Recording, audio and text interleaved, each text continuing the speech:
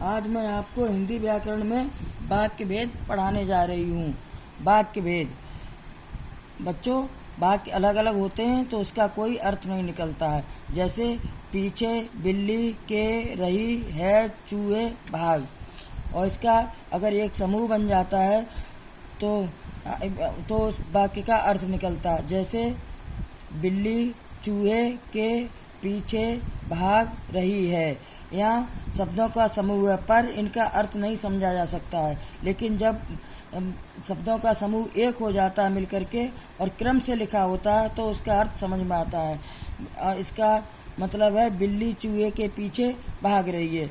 इस वाक्य को पढ़कर इसका अर्थ समझा जा सकता है। बच्चों, वाक्य के लिए दो तत्व आवश्यक हैं: शब्दों का समूह, शब्द समूह, अर्थ होना, अर्थ सहित। वाक्य। शब्दों के सार्थक समूह को वाक्य कहते हैं। वाक्य के अंग। बच्चों, वाक्य के अंग या वाक्य के भेद दो होते हैं: काखंड उद्देश्य और खाखंड विधेय।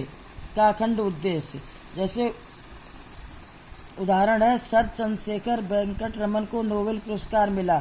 दूसरा है, झांसी की रानी लक्ष्मीबाई प्रथम स्वतंत्रता संग्राम की अमर सेनानी हैं। बच्चों, इन वाक्यों में चंद्रशेखर वेंकटरमन तथा रानी लक्ष्मीबाई के विषय में कुछ बताया गया है। ये उद्देश्य है। उद्देश्य को कर्ता भी कहते हैं। वाक्य में जिसके विषय में कुछ बात कही जाए उसे उद्देश्य कहते हैं। खाखंड विधेय। इन वाक्यों में उद्देश्यों के बारे में कुछ न कुछ कहा गया है।